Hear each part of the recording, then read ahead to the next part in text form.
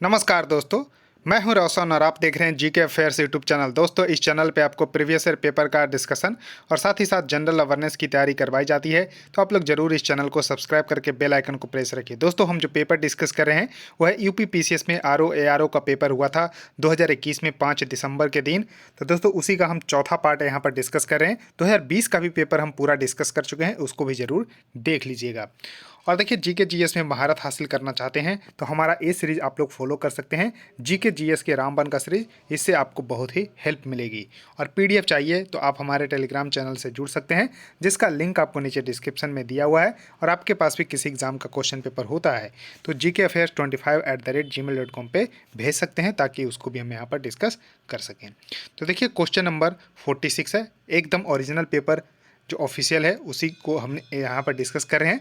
तो question number 46 आपके सामने है कि which of the following table is the best source of the all the essential amino acid. तो देखिए, सबसे पहले आपको पता होना चाहिए कि प्रोटीन किससे बना होता है।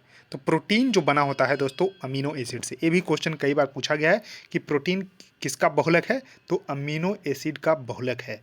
यानी कि यहाँ पर बेस्ट सोर्स पूछा जा रहा है, यानी कि प्रोटीन का। तो प्रोटीन का बेस्ट सोर्स कौन सा है, तो एग है इसका, यानी कि अंडा इसका सही उत्तर होगा। वैसे देखिए, प्रोटीन का सोर्स दाल भी है, मछली भी है, लेकिन इन सब में बेस्ट देखिए पूछा जा रहा है। यहाँ पर आप देख पा रहे हैं, best source of the all the essential amino acid is egg, that is a अंडा। तो करेक्ट उत्तर इसका सी सही हो जाएगा, इसको जरूर ध्यान रखिएगा। और देखिए, अमीनो एसिड का काम क्या होता है, तो ये है building block of the protein, ध्यान रखिएगा। और amino acids are organic compound that comes together to form proteins. और मछली दाल में भी, जैसा कि मैंने बताया, कि जो है प्रोटीन पाया जाता है। तो इस तरह से थोड़ा सा इसको जरूर ध्यान रखिएगा। अब देखिए, नेक्स्ट क्वेश्चन आपके सामने है कि अपने समय का चर्चित उपन्यास है एक झीनी झीनी बिनी चदरिया। झीनी झीनी बिनी चदरिया के लेखक कौन है? ये क्या है, तो चर्चित उपन्यास है कि नाम क्या है, तो झीनी झीनी बिनी चदरिया। तो इनके लेखक जो हैं अब्दुल बिस्मिल्ला जी हैं। करेक्ट उत्तर इसका सी सही होगा, अब्दुल बिस्मिल्ला इसका सही उत्तर हो जाएगा, इसको जरूर ध्यान रखिएगा। अब देखिए, अब्दुल बिस्मिल्ला का जन्म कहाँ हुआ था, तो प्रयागराज जिले के बालापुर गांव में हुआ था। कब, तो 5 जुलाई 1949 को, यानी कि 5 जुलाई 1949 को प्रयागराज जिले के बालापुर गांव में अब्दुल बिस्मिल्ला का जन्म हुआ था, जिन्होंने चर्चित उपन्यास झीनी झीनी बिनी चदरिया जो है इन्होंने लिखे हैं।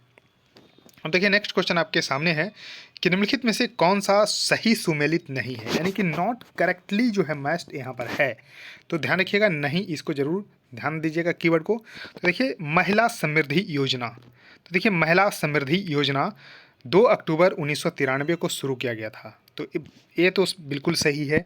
अब किस लिए शुरू किया गया था, तो ग्रामीण महिलाओं के उत्थान के लिए या एक सूक्ष्म वित्तीय जो है यहाँ पर नीति के तहत जो है, यानी कि जो माइक्रो जो है फाइनेंस जो है प्रोवाइड करने के उद्देश्य से जो है 2 अक्टूबर 1993 को महिला समृद्धि योजना की शुरुआत की गई थी। तो इसको जरूर ध्यान रखिएगा। उसके देखिए, महिला स्वशक्ति योजना। तो महिला स्वशक्ति योजना जो है 1998 में शुरू किया गया था, महिलाओं एवं लड़कियों के लिए शिक्षा जो है आसान बनाना। तो महिलाओं और जो लड़कियों के लिए शिक्षा को आसान बनाने के उद्देश्य से महिला स्वशक्ति योजना 1998 में शुरू की गई थी। तो बी भी सही है यहाँ पर। उसका देखिए, महिला साम्राज्य योजना, यानी कि विमेन एम्पायर योजना। तो ये 1989 में तो शिक्षा मंत्रालय के द्वारा शुरू किया गया था। और महिला में शिक्षा को बढ़ाने के साथ ही साथ उनमें स्किल को भी बढ़ावा देने के उद्देश्य से महिला साम्राज्य योजना 1989 में शुरुआत की गई थी। उसके बाद देखिए, राष्ट्रीय पोषाहार मिशन योजना 2003 में शुरू किया गया था, नहीं, तो ये हो गया गलत। 2003 में शुरुआत इसकी नहीं हुई थी, ध्यान रखिएगा। तो 8 मार्च 2018 को इसकी शुरुआत हुई थी। जी हाँ, राष्ट्रीय पोषाहार मिशन की शुरुआत 8 मार्च 2018 को प्रधानमंत्री मोदी के द्वारा राजस्थान के झुंझुनू से जो है इसकी शुरुआत की गई थी। और 8 मार्च को कौन सा दिन है, तो अंतर्राष्ट्रीय महिला दिवस। तो अंतर्राष्ट्रीय महिला दिवस के अवसर पर जो है प्रधानमंत्री मोदी ने 8 मार्च 2018 को राजस्थान के झुंझुनू से राष्ट्रीय पोषाहार मिशन की शुरुआत इन्होंने की थी। तो इस तरह से इसका करेक्ट उत्तर डी हो जाएगा। उसका देखिए नेक्स्ट क्वेश्चन आपके सामने है कि सूची 1 को सूची 2 से यहाँ पर मिलान करना है। जी हाँ, तो अब देखिए सूची 1 में आपको कुछ जो है एक्ट है जो कि भारतवर्ष में है और किस वर्ष जो है इसको लाया गया है तो उसके संबंधित है। तो देखिए forest conservation act that is a one संरक्षण अधिनियम, तो 1980 में लाया गया था, बिल्कुल सही है। उसका देखिए पर्यावरण संरक्षण अधिनियम that is a environmental protection act, तो 1986 का है, कई बार एग्जाम में पूछा गया, इसको ध्यान रखिएगा। उसका देखिए वायु प्रदूषण निवारण एवं नियंत्रण अधिनियम 1981 का है, ये भी सही है। जल प्रदूषण नियंत्रण अधिनियम 1974 का है।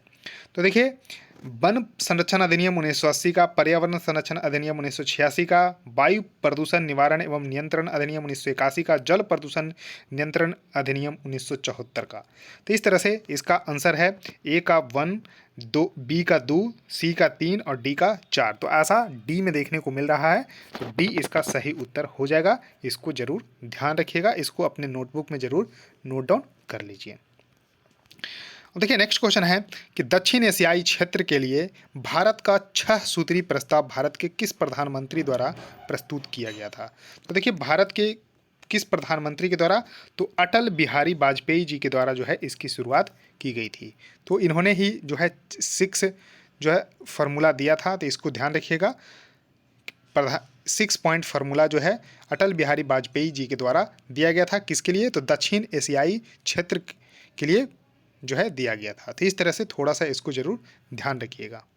तो अटल बिहारी वाजपेयी इसका सही उत्तर होगा। देखिए नेक्स्ट क्वेश्चन है कि भारतीय संविधान के किस अनुच्छेद के अंतर्गत अंतर्राष्ट्रीय समझौतों को प्रभावी बनाने हेतु संसद राज्य सूची के विषय पर कानून बना सकती है। तो देखिए भारतीय संविधान के 7वीं अनुसूची में, जी हाँ 7वीं अनुसूची में 3 लिस्ट है, दैट इज ए राज्य सूची, संघ सूची, राज्य सूची और संवर्ती सूची। तो संघ सूची पे संसद कानून बनाएगा, यानी कि केंद्र कानून बनाएगा, राज्य सूची के विषय पे राज्य कानून बनाएगा और संवर्ती सूची के पे दोनों बनाएगा। जो पहले यानी कि केंद्र बना देगा तो केंद्र का कानून लागू होगा। तो देखिए 7वीं अनुसूची में ऐसा जिक्र किया गया है। तो देखिए राज्य विषय के अगर कोई प्रावधान है तो उस पर केंद्र भी बना सकती है, तो किस के लिए, तो अंतर्राष्ट्रीय समझौतों को प्रभावी बनाने हेतु। तो ऐसा किस अनुच्छेद में लिखा गया है, तो अनुच्छेद 253 में लिखा गया है। अंडर आर्टिकल 253 के तहत जो है अंतर्राष्ट्रीय समझौतों को प्रभावी बनाने के उद्देश्य से राज्य सूची के विषय पर केंद्र भी यानी कि संसद भी कानून बना सकता है। तो इसको जरूर ध्यान रखिएगा, बहुत ही इंपॉर्टेंट क्वेश्चन है। उसके देखिए नेक्स्ट क्वेश्चन आपके सामने है कि भारतीय संविधान की प्रस्तावना में इसके सभी नागरिकों को कौन सा न्याय प्रदान करने की व्यवस्था की गई, यानी कि जस्टिस की बात की गई है, कौन सा, तो इंडियन प्रेम्बल में। तो देखिए प्रेम्बल यानी कि प्रस्तावना में जो है सामाजिक, आर्थिक और राजनीतिक न्याय की बात की गई है। तो करेक्ट उत्तर इसका डी सही होगा और इसको थोड़ा सा ध्यान रखिए। अब देखिए प्रस्तावना तो आपको एकदम याद होना ही चाहिए, यानी कि we the people of India. तो इसमें आप देख पा रहे होंगे कि जस्टिस 3 तरह के हैं, social, economic and political justice. Liberty of thoughts है, expression, belief, faith and worship है। इक्वलिटी में बात किया गया status and of opportunity and to promote among them. तो इस तरह से थोड़ा सा इसको ध्यान रखिएगा। तो जस्टिस में 3 तरह की यहाँ पर बात की गई है और इसको भारतीय संविधान सभा के द्वारा इसको जो है यहाँ पर आपको ध्यान रखना है बनाया गया था, जो भारतीय संविधान को, और इसको जो है एडॉप्ट किया गया 26 नवंबर 1949 को। ये डेट भी जो है प्रस्तावना में मेंशन है 26 नवंबर 1949 को। तो 26 नवंबर को संविधान दिवस के रूप में भी हम लोग मनाते हैं। अब देखिए 1993 में निम्नलिखित में से कौन सी भाषा 8वीं अनुसूची में सम्मिलित नहीं की गई है। तो देखिए 1993 नहीं होगा, आयोग ने गलती कर दी यहाँ पर, 2003 होगा। 2003 के अनुसार फिर भी इसमें ऑप्शन जो है गलत है, तो इसमें कोई भी ऑप्शन जो है यहाँ पर नहीं है। तो देखिए अब इसमें जो क्वेश्चन को छोड़िए, आपको जो फैक्ट मैं बता रहा हूँ उसको ध्यान रखिए। तो देखिए भारतीय संविधान की 8वीं अनुसूची में कुल मिलाकर शुरू में कितने थे, तो ध्यान रखिएगा, तो 14 भाषाएं थी, 14 भाषा थी। इसमें 8 जो है यहाँ पर अमेंडमेंट करके यानी कि संशोधन करके ऐड किया गया। यानी कि अभी वर्तमान में पूछा जाए कि भारतीय संविधान की 8वीं अनुसूची में कितनी भाषा का जिक्र किया गया है, तो 22 भाषा का। ध्यान रखिएगा 22 भाषा का। देखिए मैंने बताया शुरू में 14 भाषा थे, 8 जो है संशोधन करके। अब संशोधन कब कब किया गया, तो इसको हम लोग देख लेते हैं। तो देखिए पार्ट जो है सबसे पहले ध्यान रखिएगा कि पार्ट 17 में जो है अनुच्छेद 343 से लेकर 351 तक का जो है ऑफिशियल लैंग्वेज की बात की गई है। तो पार्ट यानी कि भाग 17 में जो है अनुच्छेद 343 से लेके 351 तक का 22 भाषा का जिक्र किया गया है। 22 भाषा का नाम आप लोग देख पा रहे होंगे कि असमीज़ है, उसके बाद बंगाली, गुजराती, हिंदी, कन्नड़, कश्मीरी, कोंकणी, मलयालम, मणिपुरी, मराठी, नेपाली, उड़िया, पंजाबी, संस्कृत, सिंधी, तमिल, तेलुगु, उर्दू, बोडो, संथाली, मैथिली एंड डोगरी। अब देखिए 14 जैसा कि मैंने बताया शुरुआत में थी, उसके बाद किया गया 21वां संविधान संशोधन 1967 में, जिसके तहत सिंधी को जोड़ा गया। उसके देखिए 71वां संविधान संशोधन 1992 में किया गया। तो इसके तहत जो है कोंकणी, मणिपुरी और नेपाली यानी कि नमक ध्यान रखिएगा, यानी कि नेपाली, मणिपुरी और कोंकणी को जोड़ दिया गया। उसके बाद जो है बोडो, डोगरी, मैथिली और संथाली को जोड़ा गया 92वें संविधान संशोधन 2003 के तहत और 2004 में लागू हुआ। तो इस तरह से ध्यान रखिएगा 22 भाषा का जिक्र किया गया है। अब देखिए निम्नलिखित में से कौन से भारतीय राष्ट्रपति लोकसभा के अध्यक्ष भी रहे हैं, यानी कि भारत के जो राष्ट्रपति हैं वो लोकसभा के अध्यक्ष भी रह चुके हैं। तो इनका नाम है दोस्तों नीलम संजीवा रेड्डी। तो करेक्ट उत्तर इसका डी सही होगा, इसको जरूर ध्यान रखिएगा। तो देखिए नीलम संजीवा रेड्डी भारत के छठे राष्ट्रपति थे। तो कब से कब राष्ट्रपति थे? तो 1977 से लेके 1982 तक। जी हाँ, 1977 से लेके 1982 तक भारत के छठे राष्ट्रपति थे नीलम संजीवा रेड्डी।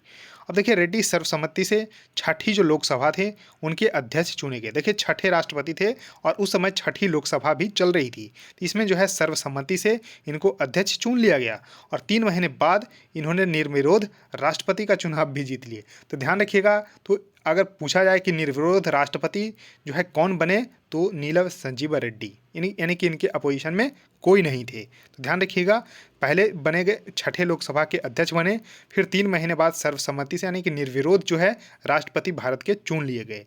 तो करेक्ट उत्तर इसका डी नीलम संजीवा रेड्डी सही उत्तर हो जाएगा। उसके देखिए नेक्स्ट क्वेश्चन आपके सामने है कि निम्नलिखित में से कौन जो है सही सुमेलित नहीं है। तो देखिए सही सुमेलित नहीं है यानी कि प्राइमरी एनर्जी, टाइडल एनर्जी यानी कि टाइडल पावर जो है प्राइमरी एनर्जी का एग्जाम्पल है, नहीं। तो करेक्ट उत्तर इसका ये होगा, यानी कि ये सही सुमेलित नहीं है। तो टाइडल एनर्जी यानी कि ज्वारीय शक्ति जो है आपको इसका प्राथमिक ऊर्जा का एग्जाम्पल नहीं है। अब देखिए प्राइमरी एनर्जी होता क्या है, तो क्या होता है अनकन्वर्टेड और ओरिजिनल फ्यूल जैसे होता है, जैसा कि फॉसिल फ्यूल, नेचुरल गैस, कोल, न्यूक्लियर, उसके बाद रिन्यूएबल सोर्स ऑफ एनर्जी भी कुछ होते हैं, वो आपको प्राइमरी सोर्स ऑफ एनर्जी कहलाते हैं। उसका देखिए इलेक्ट्रिसिटी क्या होता है, तो सेकेंडरी सोर्स होते हैं, तो इसको थोड़ा सा ध्यान रखिएगा। तो क्या commercial energy oil and gas होता है, बिल्कुल सही है। नॉन कॉमर्शियल एनिमल डंग्स होते हैं और नॉन कन्वेंशनल सोलर एनर्जी होते हैं। तो इस तरह से थोड़ा सा इसको जरूर ध्यान रखिएगा। देखिए नेक्स्ट क्वेश्चन है कि उत्तर प्रदेश की कुल जनसंख्या में कार्यबल का प्रतिशत कितना है। अब देखिए भारत की कुल आबादी का लगभग 16.17% जो है उत्तर प्रदेश की आबादी है, ध्यान रखिएगा। और इसमें जो है उत्तर प्रदेश की कुल जनसंख्या का कार्यबल का प्रतिशत लगभग 23.7% है। तो करेक्ट उत्तर इसका बी सही होगा, इसको जरूर ध्यान रखिएगा। उसके बाद देखिए नेक्स्ट क्वेश्चन आपके सामने है कि निम्नलिखित में से कौन विरासत शहरों के समग्र विकास के लिए चुने गए हृदय शहरों में शामिल नहीं है। तो देखिए हृदय मिनिस्ट्री ऑफ अर्बन डेवलपमेंट के द्वारा हृदय स्कीम जो है 2015 में शुरू किया गया था। इसमें जो है गया, पुरी, वारंगल मिलाकर कुल 12 शहर थे, ध्यान रखिएगा 12 शहर थे, आगरा नहीं था। तो करेक्ट उत्तर इसका ये सही होगा। अब देखिए इसके बारे में कुछ डिटेल में जानिए। तो देखिए हृदय का फुल फॉर्म क्या था, तो national heritage city development and augmentation योजना, national heritage city development and augmentation योजना। इसलिए जो है ध्यान रखिएगा कि मिनिस्ट्री ऑफ अर्बन डेवलपमेंट के द्वारा इसको शुरू किया गया था हृदय योजना को, जिसमें एक सेंट्रल सेक्टर स्कीम है, यानी कि पूरा पैसा केंद्र सरकार देगी इसमें। तो 21 जनवरी 2015 को शुरू किया गया था। एक इंपॉर्टेंट डेट इसको ध्यान रखिएगा, 21 जनवरी 2015 को। और 12 शहर इसके लिए चुने गए थे, जिसमें कि राजस्थान के अजमेर शहर था, उसके देखिए आंध्र प्रदेश का अमरावती था, अमृतसर पंजाब का यहाँ पर शहर था, बदामी यहाँ पर कर्नाटक का था, गुजरात का द्वारका, बिहार का गया, कांचीपुरम एंड वेलनकान्नी तमिलनाडु का, उसके देखिए मथुरा सॉरी मथुरा एंड वाराणसी है, मथुरा एंड वाराणसी उत्तर प्रदेश का, यानी कि उत्तर प्रदेश का 2 शहर है, मथुरा एंड वाराणसी। उसका देखिए पुरी उड़ीसा का है एंड वारंगल तेलंगाना का है। तो इस तरह से थोड़ा सा ध्यान रखिएगा। और 31 मार्च 2019 के बाद इसमें कोई भी तरक्की नहीं हुई, यानी कि कोई भी सिटीज़ को ऐड नहीं किया गया। तो 12 शहर ध्यान रखिएगा, बिहार का 1, उत्तर प्रदेश का 2 यहाँ पर शामिल है, बिहार का गया शामिल है, उत्तर प्रदेश का मथुरा एंड वाराणसी शामिल है। तो देखिए उत्तर प्रदेश में आगरा शामिल नहीं था, तो जो कि ऑप्शन में सही था। अब देखिए नेक्स्ट क्वेश्चन आपके सामने है कि भारत के कृषि उत्पाद व्यापार व वाणिज्य बिल 2020 में निम्नलिखित में से किसका उल्लेख नहीं किया गया था। तो देखिए बहुत ही किसानों के द्वारा जो है स्ट्राइक किया गया कि जो 3 फॉर्म लॉज था उसको जो है वापस ले लिया जाए, क्योंकि इसमें एमएसपी का प्रावधान ही नहीं था, यानी कि मिनिमम सपोर्ट प्राइस का प्रावधान ही नहीं था। तो यहाँ पर जो है देखिए मिनिमम सपोर्ट प्राइस को लेकर जो है रिपील भी कर दिया गया 3 फॉर्म लॉ जो है, तो न्यूनतम समर्थन मूल्य का जिक्र नहीं था। तो इसको करेक्ट उत्तर सी सही होगा। अब देखिए जो 3 फॉर्म लॉ था वो क्या क्या था।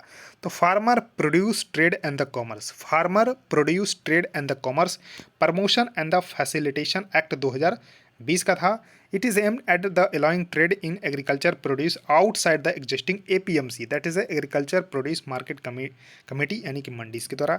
उसके देखिए farmer empowerment and the protection agreement on price assurance and the farm service act, तो किस framework for the contract farming के लिए था ये।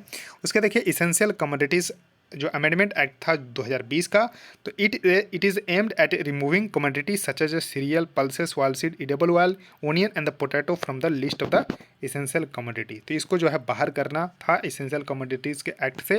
तो यही 3 फॉर्मूला था जिसको 2021 में भारत सरकार द्वारा रिपील कर दिया गया, क्योंकि इसमें MSP का कोई प्रावधान ही नहीं था। तो इसको ध्यान रखिएगा।